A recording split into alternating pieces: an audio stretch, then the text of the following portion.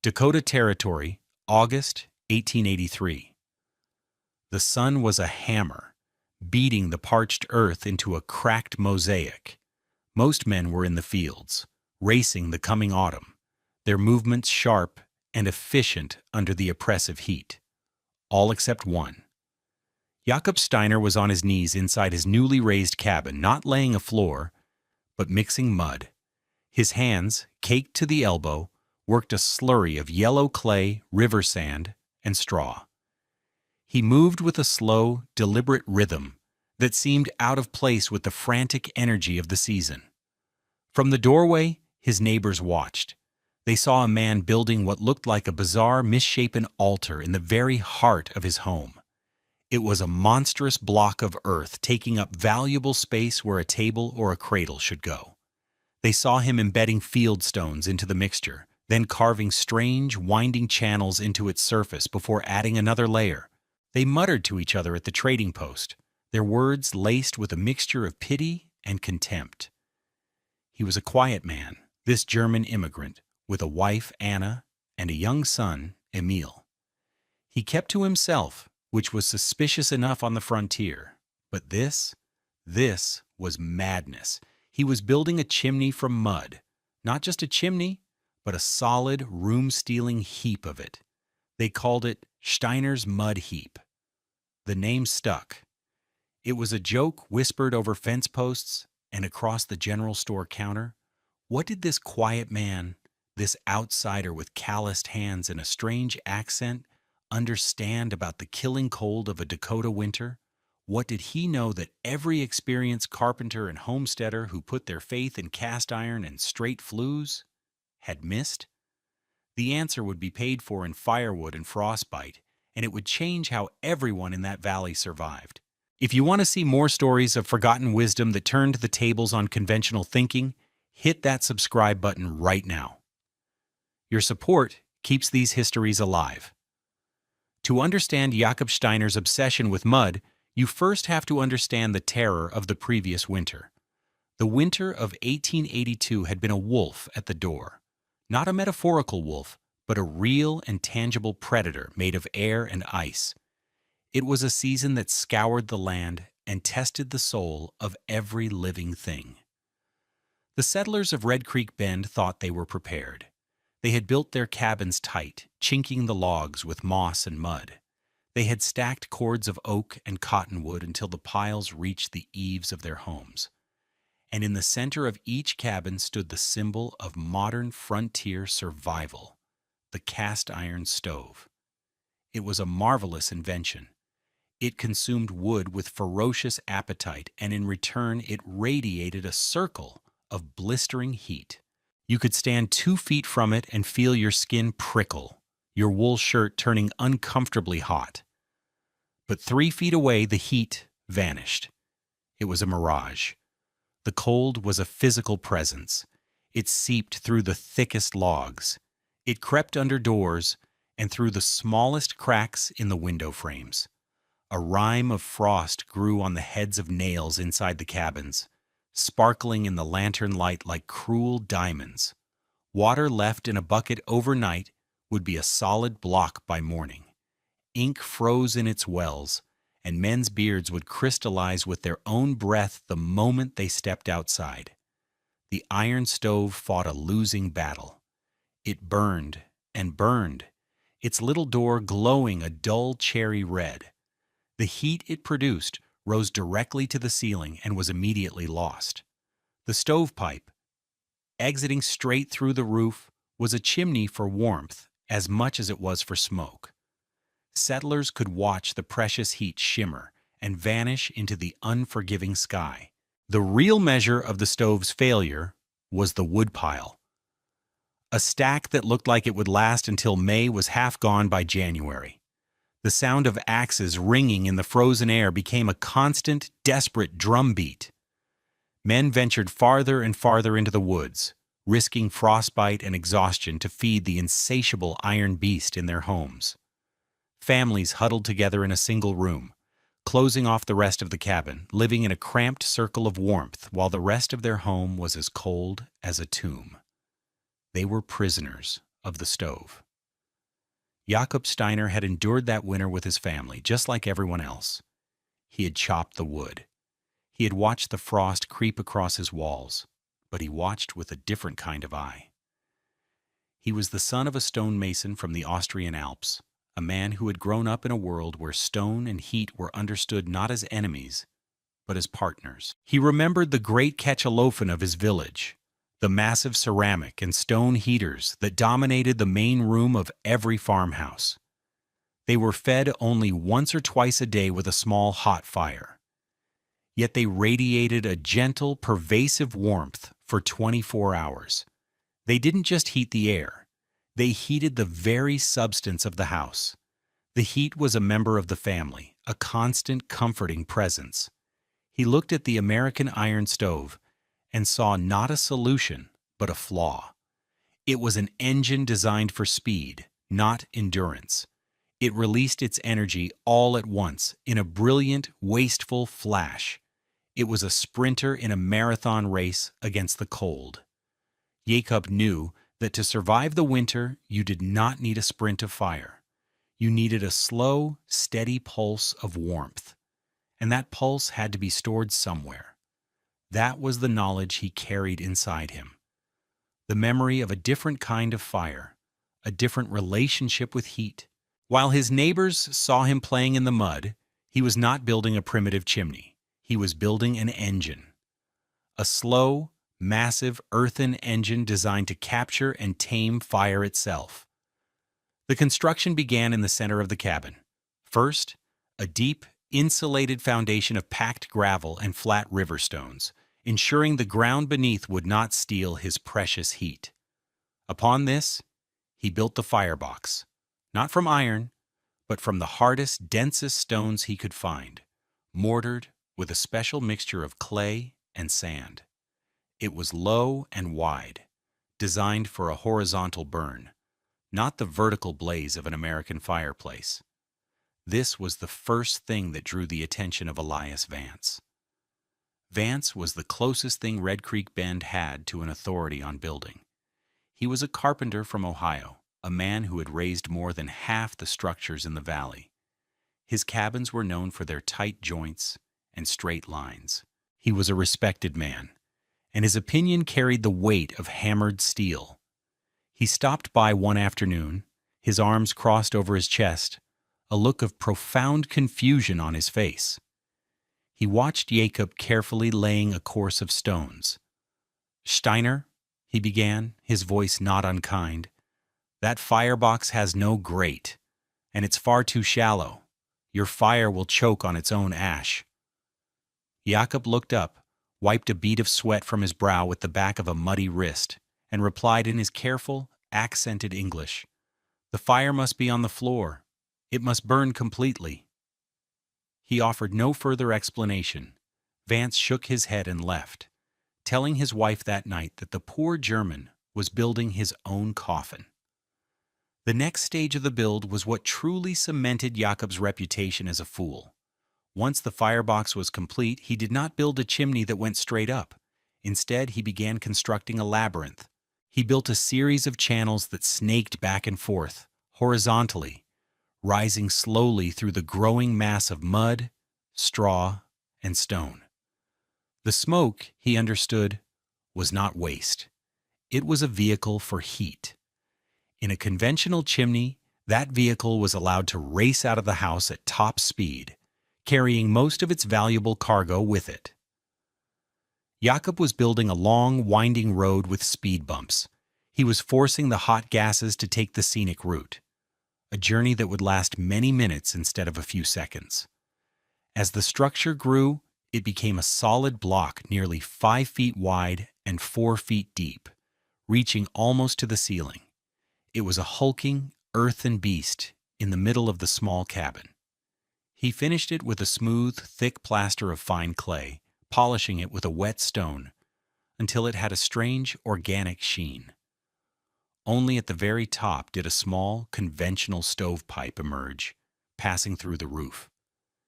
It was during this phase that Elias Vance returned. This time he brought 2 other settlers with him. He was genuinely concerned. He pointed a finger at the serpentine flue channels Jacob was plastering over. "Jacob, listen to me," Vance said, his voice firm with authority. "Smoke and heat rise. That's a law of God and nature. You are forcing them to travel sideways and even downwards in places. That flue will fill with soot and creosote inside a week." He tapped the mud wall. "And when that creosote catches fire, it won't be a chimney fire on your roof. It will be a furnace fire inside your house. This entire thing will either explode or bake your family alive." His logic was impeccable. It was based on a lifetime of experience with conventional fireplaces and stoves. A cold, slow-moving smoke was a dangerous smoke, thick with flammable deposits. Every man on the frontier knew that. Jakob Steiner simply nodded, his hands never ceasing their work. "The smoke will not be cold," he said quietly. "Not until the end." The men left, shaking their heads. The story of Vance's warning spread through the settlement like wildfire. The mockery intensified. Steiner's mud heap was now also Steiner's clay bomb. Wives warned their children not to play near the Germans' cabin. The family became isolated, islands in a sea of communal disapproval. Anna Steiner held her head high, but Jakob saw the hurt in her eyes. He simply told her, "Wait for the winter. It will keep you warm." As autumn deepened, Jakob cured his creation.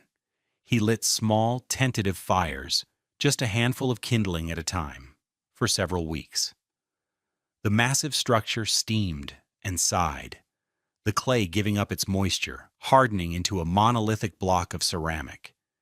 His neighbors saw the weak puffs of smoke from his chimney and laughed. He was burning a whole fire just to get a wisp of smoke, while their stoves could be roaring in minutes. They did not understand the system. They couldn't see the physics at play. Jakob had not built a fireplace. He had built a thermal battery. The principle was elegantly simple. He would burn a small amount of wood very, very hot and fast in the insulated firebox. The high temperature would ensure complete combustion, turning almost all of the wood into heat and gas, with very little smoke or creosote. These superheated gases would then be forced on their long journey through the winding channels of the mud heap. As the gases traveled, the immense mass of stone and clay, the thermal battery, would absorb the heat. The smoke would slow, cool, and surrender its energy to the structure. By the time the gases finally reached the small pipe at the top and exited the cabin, they would be so cool that you could almost hold your hand over the chimney pot. All the useful energy had been stripped out and stored in the hundreds of pounds of earth sitting in his living room. After the fire was out, the battery would begin to discharge. For the next 12, 16, even 24 hours, the mud heap would radiate a gentle, steady warmth into the cabin. It was not the scorching, temporary heat of an iron stove. It was a persistent, room-filling warmth that heated the objects, the walls, and the people, not just the air. It was a lung of stone, breathing heat into the home long after the fire had died. This was the secret Jakob Steiner held in his hands as he mixed his mud. A secret born in the cold mountains of a distant continent. Then December came.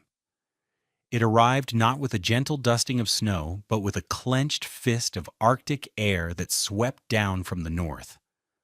The settlers called it the blue cold, a time when the sky was a painfully bright, clear blue, and the air was so frigid it felt like it could crack glass. The temperature at dawn on the first day of the snap was 10 degrees below zero. By sunset, the mercury in the trading post thermometer had withdrawn to 24 below. And then the wind began. It was a relentless, scouring wind that found every crack, every seam, every pinhole in the settlers' defenses. It drove the cold into the very bones of the cabins. The community's struggle began immediately. The familiar roar of the iron stoves became the soundtrack of every home. But this cold was different. It was a deep, pervasive cold that the stoves could not beat back. The heat they produced was ripped away by drafts and lost through the ceilings as fast as it was generated. Within 2 days, the wood piles began to shrink at a terrifying rate. A cord of wood that should last a month was being consumed in a week. The cheerful ringing of axes was replaced by a frantic hacking sound. Wood that wasn't fully seasoned was being thrown into the stoves, burning poorly and producing thick, dangerous smoke. Inside the cabins, life ground to a halt. Families abandoned all but one room, hanging blankets over doorways to create a small, defensible space. They lived in a constant twilight, huddled near the stove, wrapped in every layer they owned. Children were kept in their beds, buried under quilts and buffalo robes. The simple act of cooking a meal became a major undertaking, requiring a roaring fire that consumed a shocking amount of fuel. The cold was winning.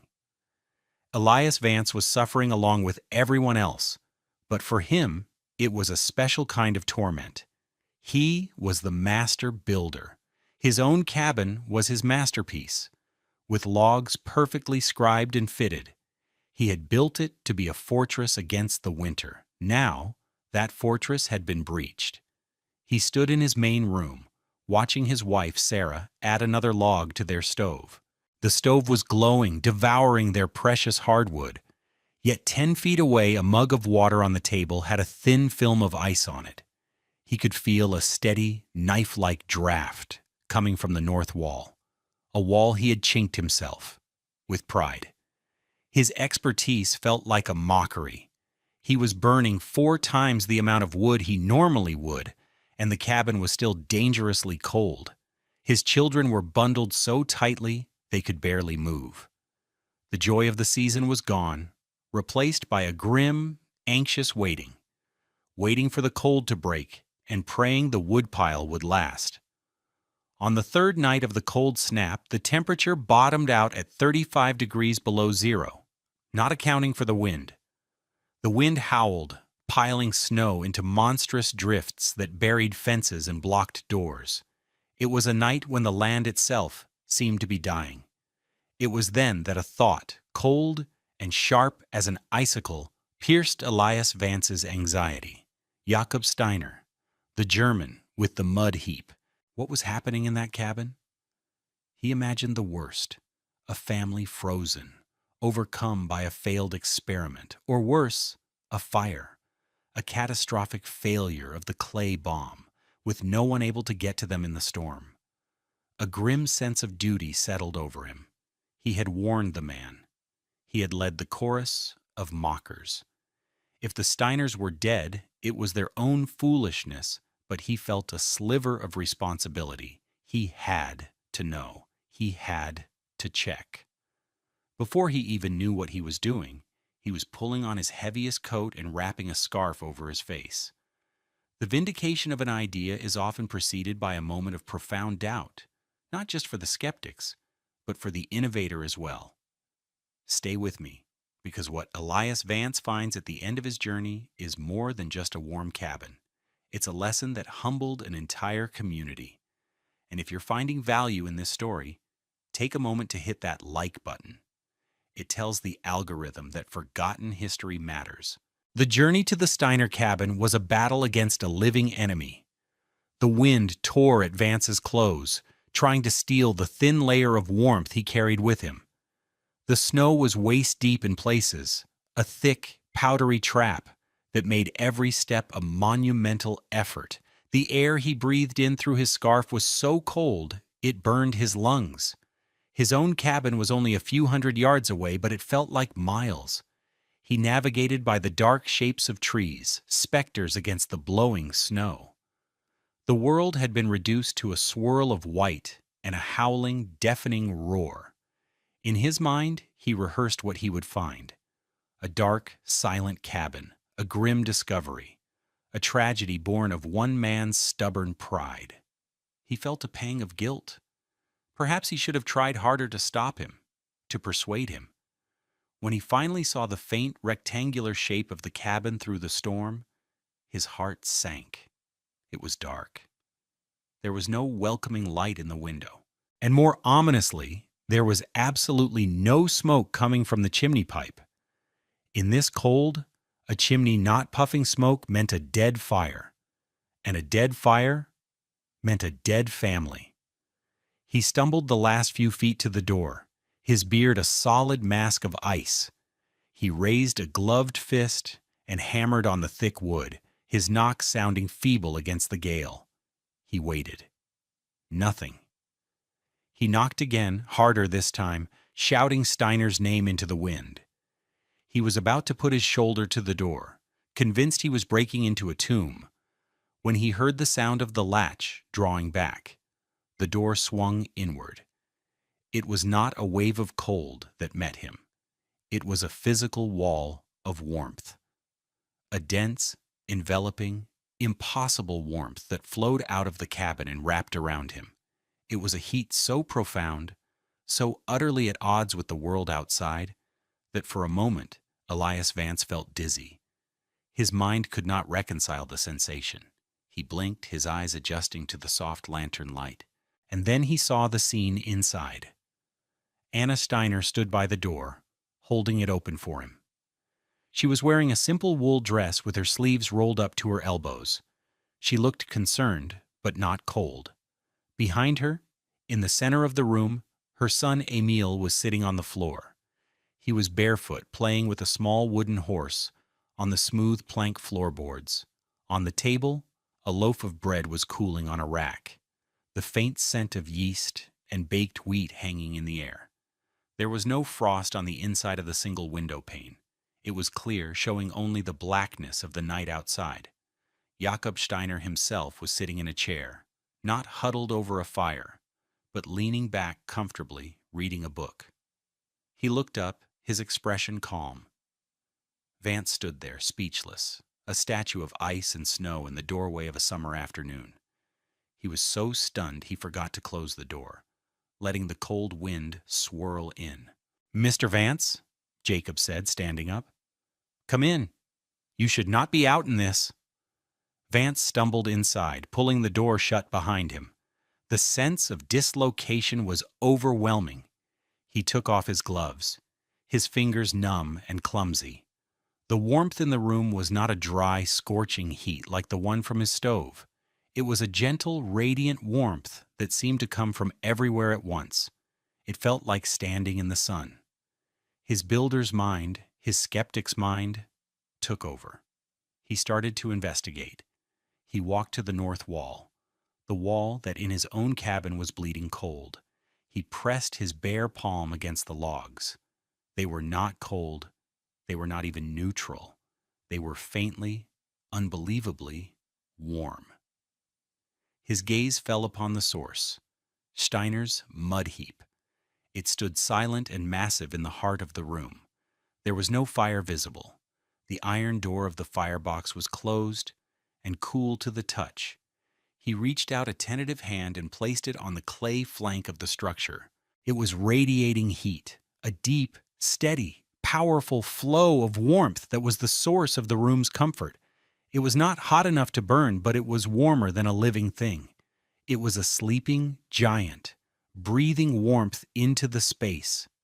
"The fire," Vance stammered, his voice hoarse. "Your fire is out." "Yes," Jacob said simply. "I banked the coals from the morning fire. We will add more wood before bed." This was the moment the numbers began to dismantle Elias Vance's entire understanding of the world. The morning fire. It was now well past 8 o'clock at night. He thought of his own stove, which had consumed nearly a dozen logs since noon just to keep his family from freezing. He looked around the room and saw the wood box next to the mud heap. It was nearly full. There was perhaps a quarter of a cord stacked neatly against the wall. In his own home, they had already brought in twice that amount from the outside pile, and it was disappearing like sand through a sieve. He saw a small thermometer hanging on a wall away from the heater. He walked over to it. The mercury stood at 68 degrees. 68 degrees. He felt another wave of dizziness. His own cabin, with a fire roaring hot enough to warp the stove lid, was struggling to stay above 40. This was impossible. The numbers were undeniable. He turned back to Jacob, the full weight of his foolishness, his arrogance, crashing down on him. He had not just been wrong, he had been spectacularly, dangerously, publicly wrong. He had mocked a man who was living in a warm, safe home while his own family shivered in a cabin built with all the celebrated wisdom of the frontier. He had laughed at a genius. He looked at Anna, at the barefoot child on the floor, at the calm, quiet man reading his book. He saw not foolishness, but a deep, profound wisdom. "Steiner," Elias Vance said, and his voice was thick with emotion. He had to clear his throat. "Jacob, I was wrong." The words came out with difficulty, but with absolute sincerity. "I was completely wrong. This is a miracle." He gestured around the warm, comfortable room. "You must teach me. You must show me how this works." In that moment, the carpenter from Ohio, the respected expert of Red Creek Bend, became the first student of the quiet immigrant from the Alps. The vindication was complete. It was not loud or boastful. It was as quiet and as powerful as the heat radiating from the mud walls of the heater itself. When the great cold snap finally broke a day later, the news of what Elias Vance had seen spread through the settlement faster than a prairie fire. It began as a rumor, a story too incredible to be believed. A warm cabin, a full wood box, barefoot children in the middle of the blue cold. It sounded like a fever dream, but the source of the story was unimpeachable. Elias Vance was not a man given to exaggeration. When he told the men at the trading post what he had witnessed, he did so with the humility of a convert. He described the radiant warmth, the untouched woodpile, the impossible temperature. He used the name he himself had coined for mockery, but now it was filled with awe. "Steiner's mud heap," he said, "it saved them, and it can save us." The transformation in the community was immediate and absolute. The mockery vanished, replaced by a deep and urgent curiosity. That spring, a procession of settlers came to Jakob Steiner's door. They did not come to scoff, they came to learn. Jakob, true to his nature, shared his knowledge freely. He showed them the principles of the insulated firebox, the importance of the long, winding flue. He explained the concept of thermal mass, of storing heat in stone and clay. He never once mentioned the ridicule he had endured. His vindication was not in their apology, but in their willingness to learn. Elias Vance became his most devoted apprentice and his greatest champion. With his carpentry skills and Jakob's masonry knowledge, they developed a standardized design that could be adapted to different cabin sizes. Vance, the former skeptic, was now the system's most passionate advocate, lending his considerable reputation to the strange, new idea. That summer, the sounds of construction in Red Creek Bend were different. Alongside the familiar sawing of logs, there was the squelch of mud being mixed, the clink of river stones being laid. In cabin after cabin, a Steiner heater, as they were now universally called, began to take shape. The folly had become the new standard. The following winter was just as cold, but the life of the settlement was transformed. The frantic daily struggle for firewood was gone. The constant gnawing cold inside the cabins was replaced by a steady, reliable warmth. Homes were no longer prisons of huddled misery. Families could use their entire living space. The health of the community improved. Fewer children suffered from coughs and lung ailments. The real impact was not measured in degrees on a thermometer or in cords of wood saved. It was measured in human dignity. It was the simple freedom of a woman being able to do her chores without wearing 3 layers of wool indoors. It was the quiet joy of a family eating dinner at a table. rather than crowded around a scorching stove. It was in the survival of the youngest and most vulnerable, who in previous winters might have been lost. Jakob Steiner's old world knowledge had given the people of Red Creek Bend not just warmth, but a better, more secure life. The story of Jakob Steiner and his mud heater is a powerful lesson.